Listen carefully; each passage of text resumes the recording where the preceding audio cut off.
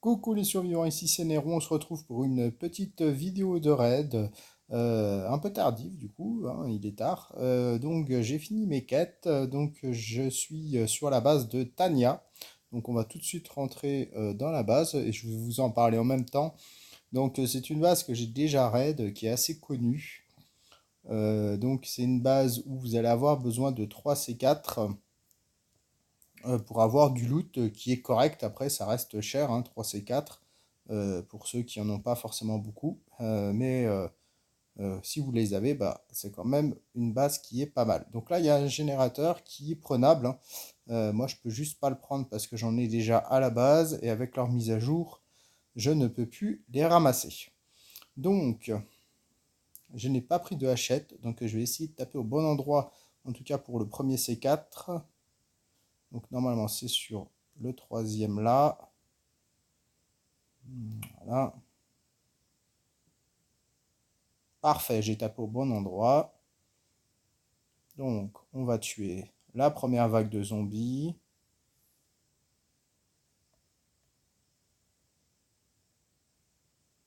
Ah, normalement il reste un zombie. Hop.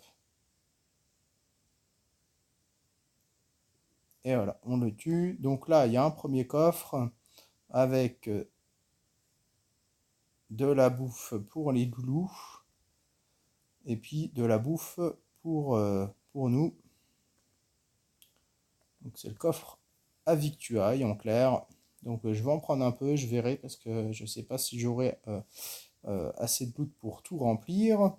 Donc après vous avez 2 C4 à poser. Donc il ne faut pas se tromper. C'est la troisième alcôve là. Donc on va poser. Je vais essayer de ne pas me fail. C'est bon. Normalement j'ai posé au bon endroit. Donc là on va encore avoir une vague de zombies. Donc on y va, on les tue gaiement, hein. On est là pour ça.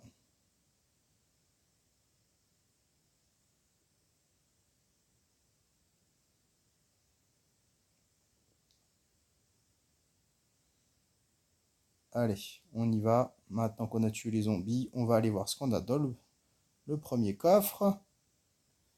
Et ben voilà, on a une Scar, une AK-47, une M16 et un Glock.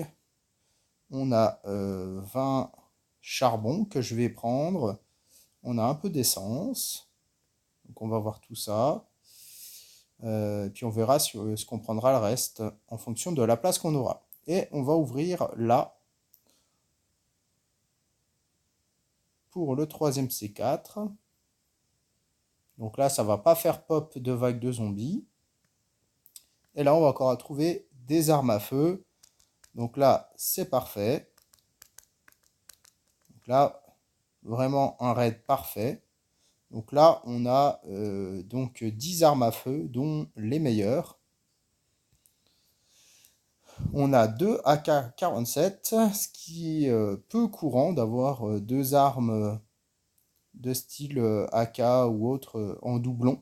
Généralement, c'est souvent c'est les Glock qu'on a en beaucoup d'exemplaires et les autres armes, on les a souvent en un exemplaire. C'est assez rare de les avoir en double.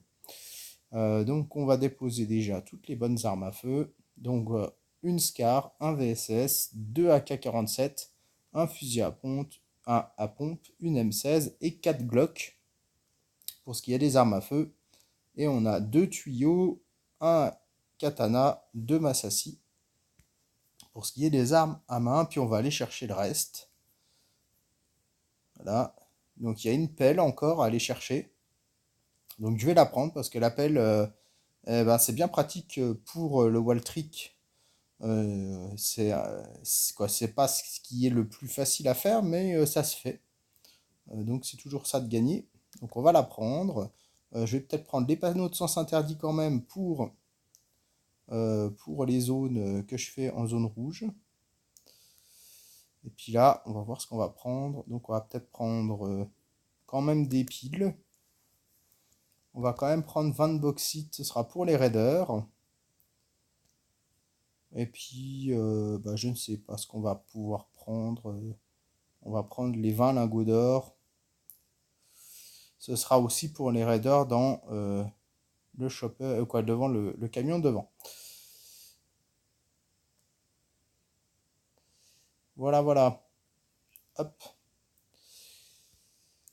Voilà, donc un raid rondement mené, c'est assez court comme raid, il faut juste taper au bon endroit.